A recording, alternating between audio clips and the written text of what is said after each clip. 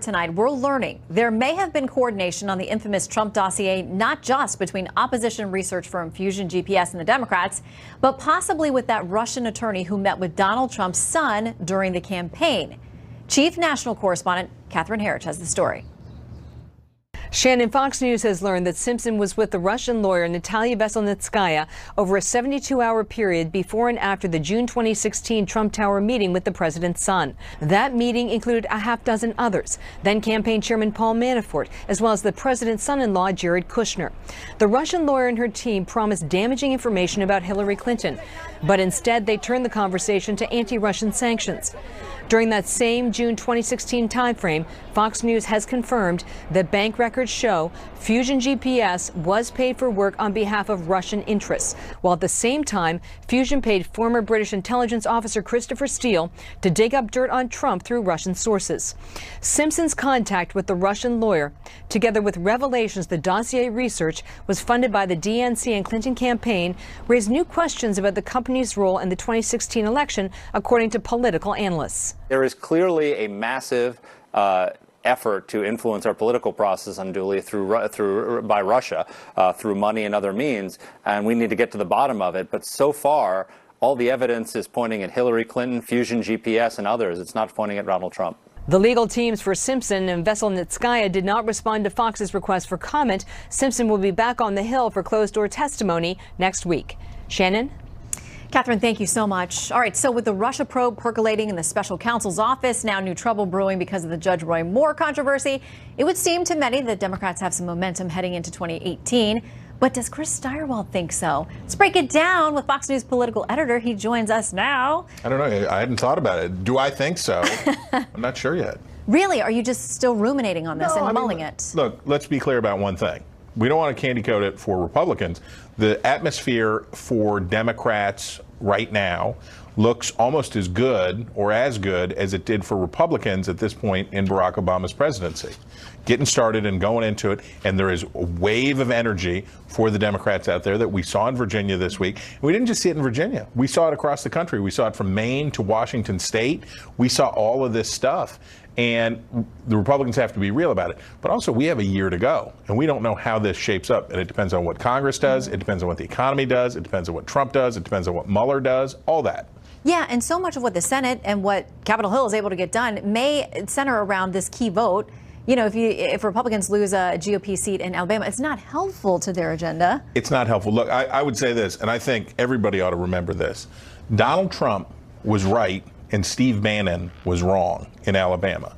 Donald Trump picked Roy Moore. He wanted, Luther Strange. Yeah. And he said, I want Luther Strange in this primary. And Steve Bannon said, no, Mr. President, we know Trumpism better than you know Trumpism. And Trump very pragmatically said, we got a guy on the seat. He votes with me 100%. Let's take the guy and we'll have him and we'll keep him. They said, no, we have to send a message and we have to do all this stuff. Now, we have no idea how these allegations are going to play out with Roy Moore. Does he quit? Does he who knows? But I know this. They wouldn't be dealing with this today if they'd have just stuck with Luther Strange. So Donald Trump was right and Steve Bannon was wrong. And I will tell you one other thing. As much as the Republicans would like to have Roy Moore's vote, they probably would be better off if he doesn't win. If he stays in this race and wins, you know what they're going to be stuck with? A pariah senator who comes to Washington. Do we seat him? Do we not seat him? He was going to be trouble already. He was already threatening to vote against anything or everything, and that was why he was here wanted to come here, was to wreck shop. And I would say this, they'd be probably better off at 51 without Roy Moore than 52 with him.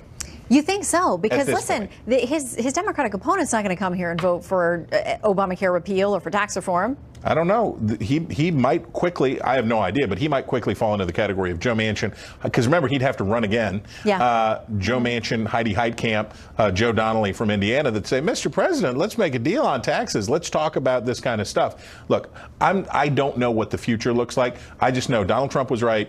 Steve Bannon was wrong.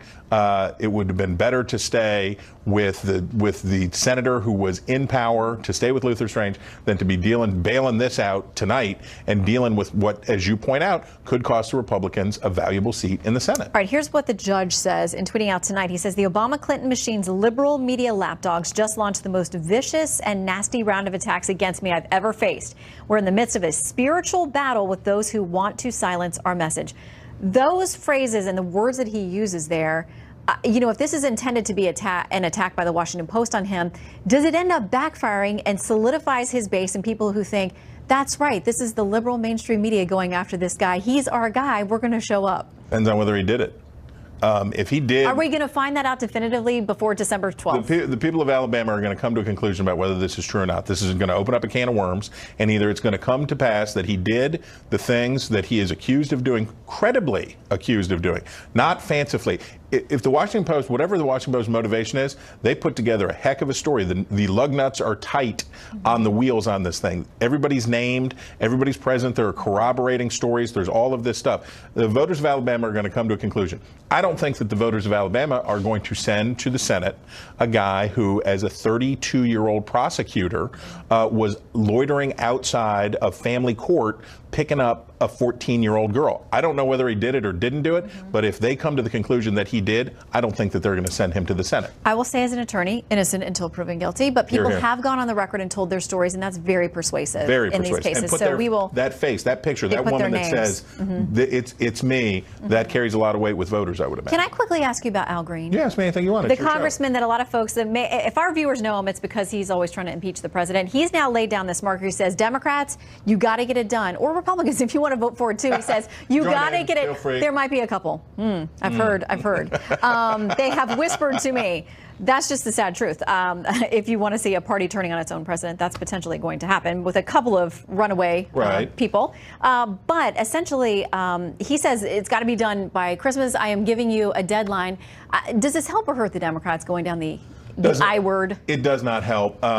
So Al Green, Tom Steyer, I actually find is the most interesting part of this. So Tom Steyer is a billionaire, and he's running this ad campaign where he says, sign the petition, which means give me your contact information.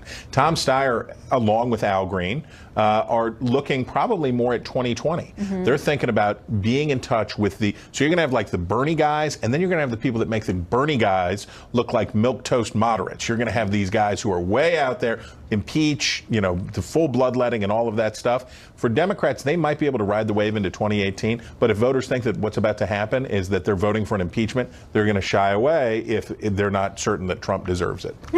All right, Chris Tyrwell, it's great to see you. You know it's Thursday night, tomorrow's Friday. Woo! I'll see you then. Little Friday. I like it. All right, up next, really not so funny. A comedian embroiled in another Hollywood sex scandal. Stick around for that story.